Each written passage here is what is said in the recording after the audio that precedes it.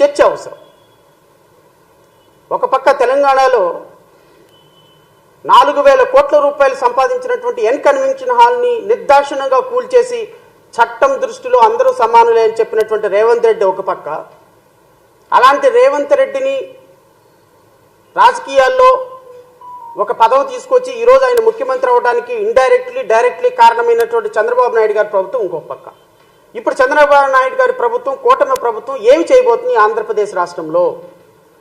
ఈ కూటమి ప్రభుత్వం ఏ నిర్ణయాలు తీసుకోబోతుంది ఆంధ్రప్రదేశ్ రాష్ట్రంలో? ఈ కూటమి ప్రభుత్వం తెలంగాణ ప్రభుత్వం తీసుకున్నటువంటి నిర్ణయాలను ఏమైనా ఇన్స్పిరేషన్గా తీసుకొని భవిష్యత్తులో 2-3 వారాల్లోనో ఒక నెల రోజుల్లో ఏం చేయబోతుంది అనే దాని మీద ఆంధ్రప్రదేశ్ రాష్ట్ర ప్రజలందరూ కూడా చాలా ఉత్కంఠగా ఎదురు చూస్తున్నారు, ఇంక్లూడింగ్ మీ. అయితే మొదటగా నేను చెప్పేటువంటి అంశం, ఆంధ్రప్రదేశ్ రాష్ట్ర ముఖ్యమంత్రి గారి ఇంటి నుంచే బయలుదేరదాం అక్రమ కట్టడాల కూల్చివేత. ఎందుకంటే ఆంధ్రప్రదేశ్ రాష్ట్ర ముఖ్యమంత్రి ఉంటున్న అధికారిక నివాసమే అక్రమ కట్టడం.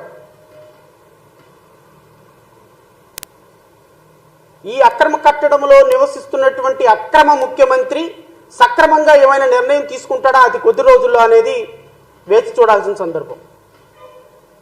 నేను గౌరవ ముఖ్యమంత్రి గారిని, గౌరవ ఉప ముఖ్యమంత్రి గారిని, ఎందుకు ఉప ముఖ్యమంత్రి గారిని ఇక్కడికి తీసుకురావాల్సి వస్తుంది అంటే, గౌరవ ఉప ముఖ్యమంత్రి శ్రీ పవన్ కళ్యాణ్ గారు కూడా ఇప్పుడు ఎన్విరాన్మెంటల్ పంచాయతీరాజ్ మినిస్టర్ కాబట్టి ఎకో సిస్టమ్ని పరిరక్షించాల్సినటువంటి బాధ్యత పవన్ కళ్యాణ్కి ఉంది కాబట్టి, ఈవెన్ చంద్రబాబు నాయుడు అక్రమ నివాసంలో ఉంటున్న చంద్రబాబు నాయుడిని కూడా తొలగించేసేసి పక్కన పెట్టేసేసి చంద్రబాబు నాయుడు మీద కూడా, ఆయన ఇంటి మీద కూడా కోల్చగొట్టగలిగినటువంటి నిర్ణయం తీసుకోగలిగిన అధికారం ఉన్నటువంటి మంత్రి కాబట్టి నేను పవన్ కళ్యాణ్ని అడగాల్సి వస్తుంది.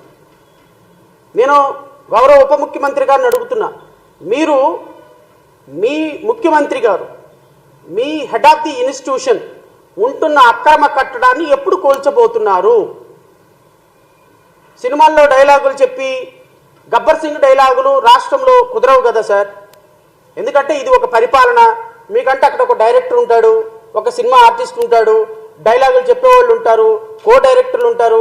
సార్ ఈ డైలాగును 1కి 10 సార్లు చెప్పేసేయండి సార్, 1కి 10 సార్లు చెప్పేస్తే ఈ డైలాగు ఇది కట్ అంటే షార్ట్ అంటే ఓకే అంటే అయిపోతుంది సార్, ప్యాకప్ అయిపోవచ్చు సార్ అంటే. కానీ ఇది కాదు కదా.